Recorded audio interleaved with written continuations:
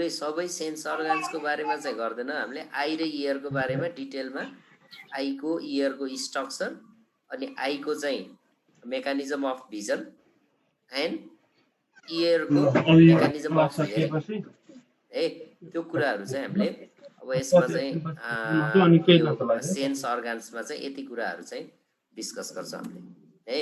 अब यो फिजियोलोजीमा यो भयो। अनि ह्युमन हेल्थमा हामीले चाहिँ के कुराहरू डिस्कस गर्छौं भने अब human population growth,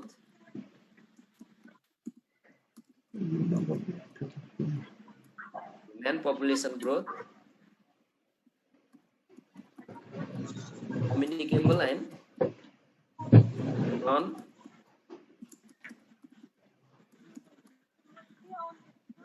non-communicable diseases अनि socially significant human diseases, है। अब यो चाहिँ जस्तै के छ भने यो ह्युमन पपुलेसन ग्रोथमा चाहिँ तिमीहरूले 9, 10 मा पढेकै कुराहरू छ यसमा है। तिमीहरूले एचपी चाहिँ हेल्थ पपुलेसन इन्भाइरोमेन्ट भन्ने चाहिँ उ चाहिँ सब्जेक्ट चाहिँ पढेर आएला। त्यसैमा भएको पपुलेसनको ग्रोथ, पपुलेसनको चाहिँ अब डेमोग्राफीको टर्म्सहरू चाहिँ अनि त्यसमा चाहिँ अब प्याटर्न्स अफ उ चाहिँ ह्युमन पपुलेसन ग्रोथ कर्भ्सको बारेमा गर्छौं। अनि causes of overpopulation growth, consequences or effect of overpopulation and control measures of overpopulation है। त्यो चाहिँ ह्युमन पपुलेसन ग्रोथमा चाहिँ हामीले त्यो गर्छौं भने अब communicable and non communicable diseases कस्तो हो। कम्युनिकेबल डिजिजेस भने कस्तो हो? ए कम्युनिकेबल डिजिजेस भनेको those diseases which can be transmitted from one person to another person, एउटाबाट अर्कोमा चाहिँ ट्रान्समिट हुने खालको डिजिज चाहिँ त्यो कम्युनिकेबल डिजिज हो भने नन कम्युनिकेबल डिजिज भनेको those diseases which can not be transmitted from one person to another person है। अब यो यसमा कम्युनिकेबल डिजिजमा हामीले 6 वटा कम्युनिकेबल डिजिजको बारेमा पढ्छौं है। 6 वटा जस्तै टाइफोइड है, टाइफोइडको बारेमा गर्छौं है। अनि ट्युबरकुलोसिस है, टीबी को बारेमा। अनि त्यसपछि एस्क्यारियोसिस, एस्क्यारियोसिस भनेको एस्क्यारिज लुम्ब्रिकोइड्स भन्ने थाहा छ तिमीहरूलाई, राउन्डहोम है जुका परेको भन्छ नि हामी कमनली है। एस्क्यारियोसिस को बारेमा डिस्कस गर्छौं। अनि त्यसपछि उसको एड्स को बारेमा है।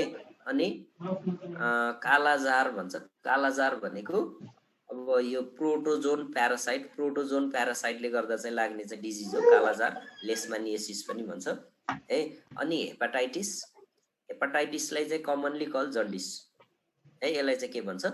जन्डिस भन्छ है। अब यो 6 वटा नन कम्युनिकेबल डिजिजको बारेमा गर्छौं भने 6 वटा कम्युनिकेबल डिजिजको बारेमा गर्छौं भने only one non communicable disease that is cancer है।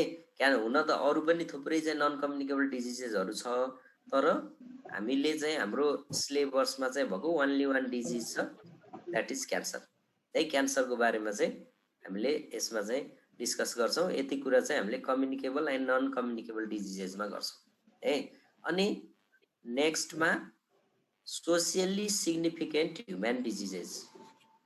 सोशियली सिग्निफिकेन्ट ह्युमन डिजिजेस भनेको अब यसमा जस्तै तिमीहरूले ड्रग एब्युज भन्ने सुनेछौ, अल्कोहलिजम, स्मोकिङ है, त्यसको बारेमा चाहिँ सुनेछ नि। अब यसमा चाहिँ किन चाहिँ why they are called socially significant human diseases भन्दा अब यिनीहरूलाई चाहिँ के हुन्छ भने they affect individual, family as well as society है। त्यसले त्यो डिजिजले गर्दा इन्डिभिजुअललाई त इफेक्ट गर्छ नै, अनि फ्यामिलीलाई पनि इफेक्ट गर्छ, अनि सोसाइटीलाई पनि इफेक्ट गर्छ है। भने त्यस्तो डिजिजेस, त्यही भएर चाहिँ त्यसलाई के भनेको सोशियली सिग्निफिकेन्ट ह्युमन डिजिजेस भनेको। त्यसले चाहिँ इन्डिभिजुअललाई इफेक्ट गर्छ, पर्सनलाई, family as well as society है। जस्तै अब ड्रग एब्युज, अब जस्तै हामी मेडिसिन चाहिँ उ चाहिँ मेडिकल पर्पजको लागि लियो भने दैट इज मेडिसिन है। यदि चाहिँ नन मेडिकल पर्पजको लागि चाहिँ लिन्छ त्यही मेडिसिनले के गर्छ ड्रगको काम पनि गर्छ अब अरू डिफ्रेन्ट ड्रग्सहरू हुन्छ त्यसको बारेमा अल्कोहल स्मोकिङ त्यसको बारेमा चाहिँ डिस्कस गर्छ यो सबै अब के भयो यो animal nutrition human physiology and health छ नि यो यति कुराहरू चाहिँ हामीले यसमा चाहिँ पढ्नु पर्यो 50 आवर्सको क्लासमा हामीले यति कुराहरू चाहिँ पढ्छौँ यो अब लङ्गेस्ट च्याप्टर पनि हो र ऊ चाहिँ पढ्ने बेला चाहिँ अब धेरै टाइम लाग्ने पनि यही च्याप्टर हो ऊ चाहिँ अरू च्याप्टरहरू त्यस्तो छोटो छोटो छ खासै चाहिँ अब धेरै लामो टाइम लाग्दैन है अब त्यसपछि अर्को भनेको अर्को चाहिँ ऊ चाहिँ एप्लिकेसन ऊ चाहिँ पहिला development of frog developmental biology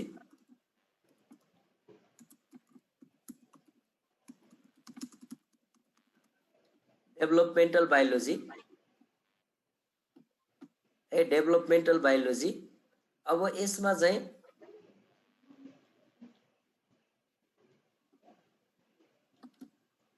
अब यो डेभलपमेन्टल बायोलोजीमा चाहिँ के कुराहरू चाहिँ पढ्छ हामीले भने अब उसमा जस्तै फ्रगको डेभलपमेन्टको बारेमा पढ्छ फ्रगको डेभलपमेन्ट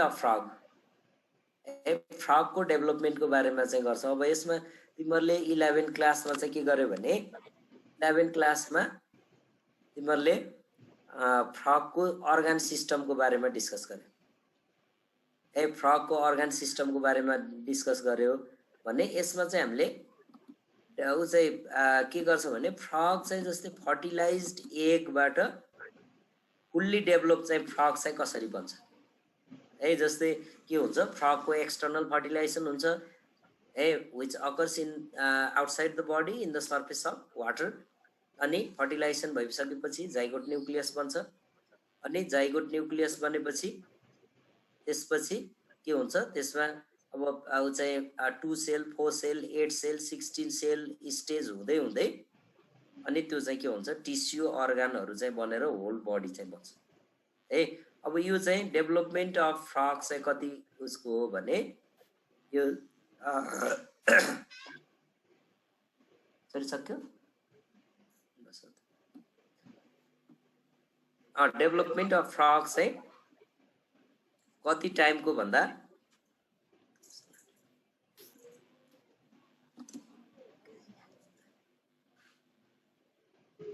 यो चाहिँ कति टाइमको हो भन्दा यो चाहिँ 8 आवर्सकै हो यो पनि डेभलपमेन्ट अफ फ्रग पनि 8 आवर्सको क्लास हो 8 आवर्सकै हो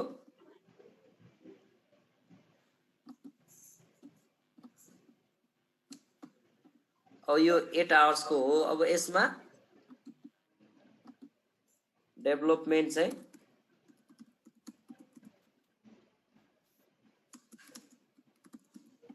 यो 8 आवर्सकै क्लास हो अब यसबाट पनि तिमीहरूलाई 3 मार्क्सको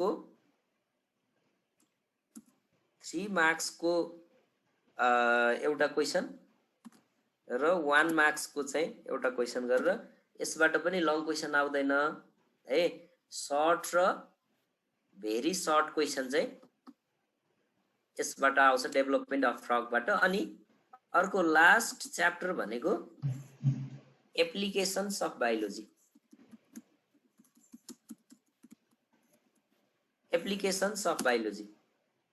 अब बायोलोजीको इम्पोर्टेन्ट एप्लिकेशन्स चाहिँ के छ त अब बायोलोजी भनेको तिमीहरूले 11 क्लासमा चाहिँ गरिसक्यौ 11 क्लासमा चाहिँ के पढ्यो भने जस्तै स्कोप्स अफ बायोलोजी भनेर पढ्यो नि तिमीहरूले स्कोप्स अफ बायोलोजी भनेर पढ्यो स्कोप्स भनेको फिल्ड हो इम्पोर्टेन्ट बायोलोजीको इम्पोर्टेन्ट फिल्ड्सहरू चाहिँ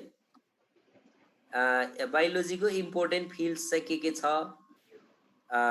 भन्ने कुरा चाहिँ यो यसमा चाहिँ स्कोप्समा भयो अब यसको चाहिँ एप्लिकेसन भनेको यसको चाहिँ इम्पोर्टेन्ट एप्लिकेसनहरू चाहिँ के छ त बायोलोजीले डिराइभ गरेको यो कति आवरको हो भने 9 आवर्सको क्लास हो 9 आवर्सको क्लास हो यसमा है। यसमा चाहिँ बायोलोजीले डिराइभ गरेको इम्पोर्टेन्ट टेक्नोलोजीहरू चाहिँ के छ त? जस्तै तिमीहरूले भ्याक्सिनेसन भन्ने सुनेछौ?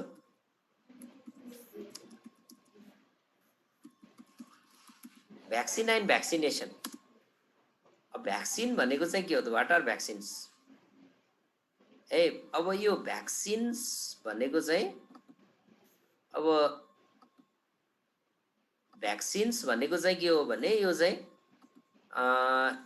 भ्याक्सिन्स आर द एन्टिजिन भन्छ। एन्टिजिन भनेको बडीमा बाहिरबाट चाहिँ जाने चाहिँ फरेन सब्सटेन्सले चाहिँ के गर्छ भने एन्टिजिनको चाहिँ काम गर्छ। ब्लडमा कुनै चिज चाहिँ जस्तै हाम्रो बडीको के हुन्छ भने इम्युनिटी सिस्टम हुन्छ। त्यो इम्युनिटी सिस्टममा जुन चिज शरीरको बाहिरबाट चाहिँ बडीमा इन्ट्री गर्छ नि ब्लडमा, त्यसले के गर्छ भने त्यसले एन्टिजिनको काम गर्छ। अनि त्यो बडीमा नयाँ चिज छिर्दा बित्तिकै के गर्छ भने बडीले त्यसको अगेन्स्टमा एक्ट गर्छ। अगेन्स्टमा सर्टेन केमिकल चाहिँ निकाल्छ। त्यो निस्किने चाहिँ केमिकललाई चाहिँ के भन्छ भने एन्टिबडी भन्छ है। त्यो केमिकललाई चाहिँ के भन्छ? एन्टिबडी भन्छ। अब बडीमा चाहिँ के हुन्छ भने एन्टिजिन र एन्टिबडीको रियाक्सन हुन्छ। अब जस्तै हामीले घरमा चाहिँ कुकुर पालेको छ भने अब उसमा चाहिँ के हुन्छ? जस्तै नयाँ मान्छे चाहिँ कोही चाहिँ घरमा गयो भने कुकुर भुक्छ नि, त्यस्तै हाम्रो बडीले पनि के गर्छ भने त्यसको अगेन्स्टमा चाहिँ रेसिस्ट गर्छ। केही चिजको चाहिँ अगेन्स्टमा चाहिँ रेसिस्ट गर्छ। त्यहाँ बडीमा एन्टिजिन एन्टिबडी रियाक्सन हुन्छ है। एन्टिजिन एन्टिबडी रियाक्सन हुन्छ। यदि एन्टिजिनले चाहिँ जित्यो भने चाहिँ के हुन्छ? जस्तै मान्छे चाहिँ बिरामी हुन्छ भने एन्टिबडीले चाहिँ जित्यो भने चाहिँ के हुन्छ? मान्छे चाहिँ हेल्दी हुन्छ। जस्तै इम्युनिटी चाहिँ स्ट्रङ भएको भन्छ नि हामी, स्ट्रङ पर्सन विक पर्सन भन्छौँ नि है। त्यो इम्युनिटी चाहिँ स्ट्रङ छ कि विक छ भन्ने कुरा एन्टिजिन एन्टिबडीको चाहिँ रियाक्सनबाट देखिन्छ है। त्यो एन्टिजिनको काम गर्छ भ्याक्सिनले। भ्याक्सिन चाहिँ इन्ट्रोड्युस गरिसकेपछि बडीले कुनै अब जस्तै ट्युबरकुलोसिसको अगेन्स्टमा हामीले भ्याक्सिन लगाउनु छ भने ट्युबरकुलोसिसको अगेन्स्टमा हामीले चाहिँ भ्याक्सिन लगाउँदा त्यसले के गर्छ भने त्यो ट्युबरकुलोसिसको ऊ चाहिँ ब्याक्टेरियाले जस्तो को नेचर जस्तो चाहिँ देखाउँछ। त्यो भएपछि त्यसको अगेन्स्टमा बडीले कन्टिन्युअसली के गर्छ? कन्टिन्युअसली त्यसको अगेन्स्टमा एन्टिबडिज प्रोडक्सन गर्छ अनि body becomes fully adapted against that disease अथवा अगेन्स्ट द ट्युबरकुलोसिस है। यस्तै चाहिँ अब भ्याक्सिनहरू अब कुन डिजिजको कस्तो खालको भ्याक्सिन्सहरू छ है, त्यो कुराहरू हामीले डिस्कस गर्छौँ। अनि टिस्यु एन्ड अर्गन ट्रान्सप्लान्टेसन।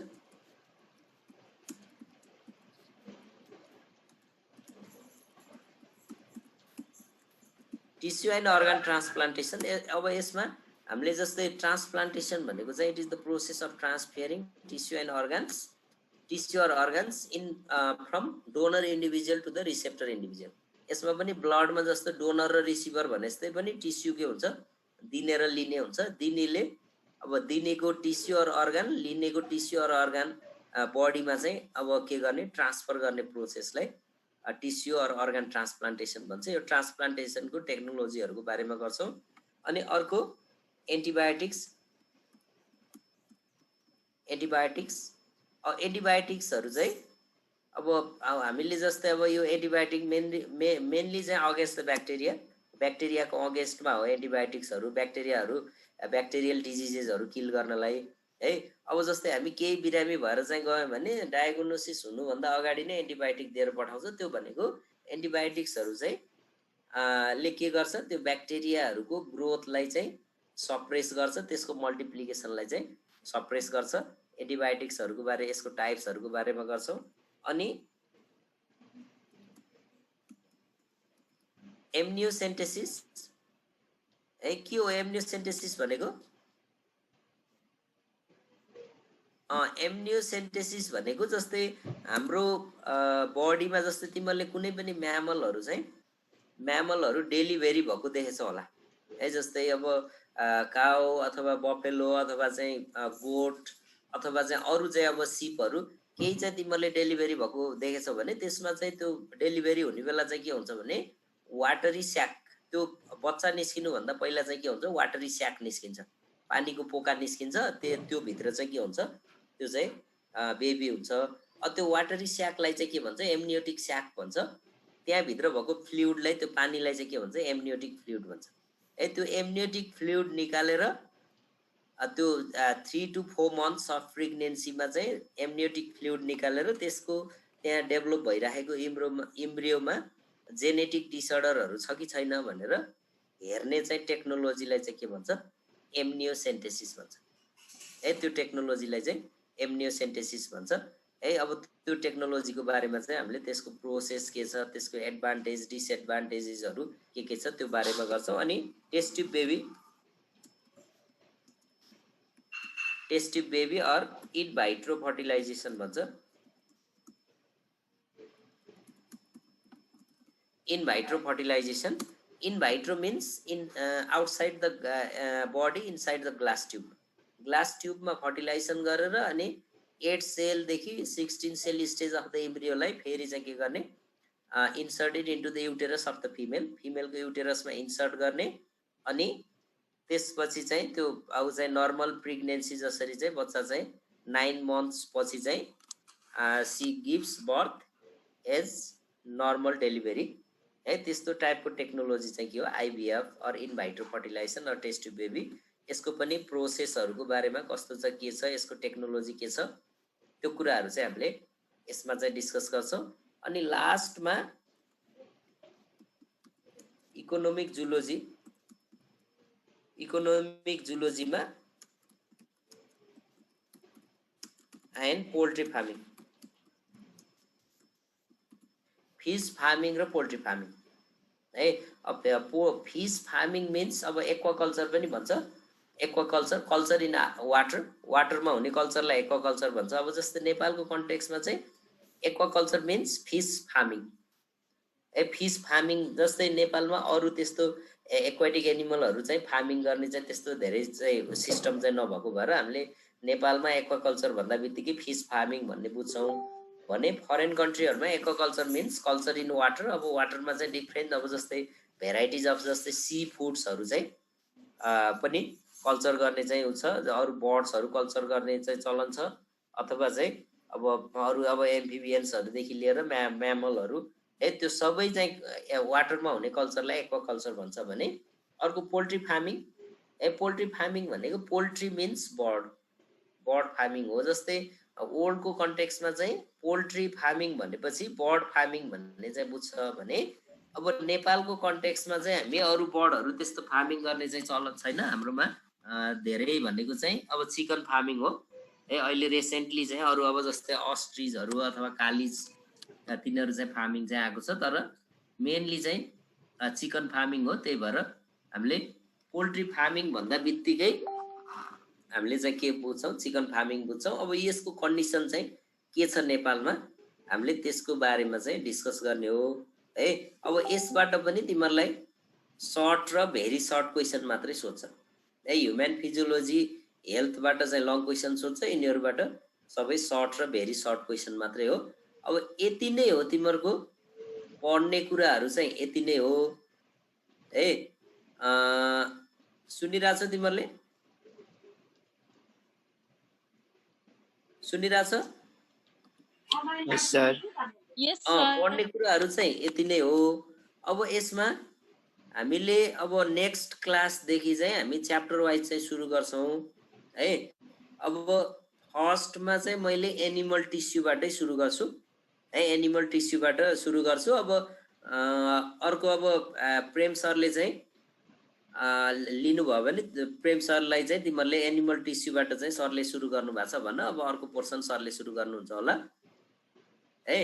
अब नेक्स्ट क्लासदेखि चाहिँ हामी अब चाहिँ कोर्समै जान्छौँ है तिमीहरूको, किनभने अब कोर्स चाहिँ अब यो सुरु हुने टाइम हो, कोर्स अगाडि जाने टाइम हो। अब अहिले यो कोभिड-19ले गर्दा चाहिँ यो ढिला भएको छ है। अब अनलाइनबाट भए पनि बिस्तारै तिमीहरूको कोर्स चाहिँ लानु पर्यो। अब के नोटमा चाहिँ सार्ने कुराहरू म यहाँ चाहिँ तिमीहरूलाई स्लाइडमा चाहिँ पावर पोइन्टमा चाहिँ देखाउँछु, तिमीहरूले त्यो हेर्ने, अब स्क्रिनसट गर्ने अथवा के गर्ने, अनि त्यसलाई नोट कपीमा चाहिँ सारेर अनि नोट बनाइराख्ने है।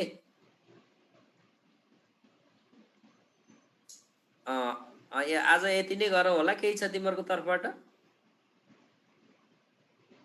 No sir. ल अब नेक्स्ट टाइमदेखि हामी कोर्स चाहिँ म एनिमल टिस्युबाट सुरु गर्छु है त।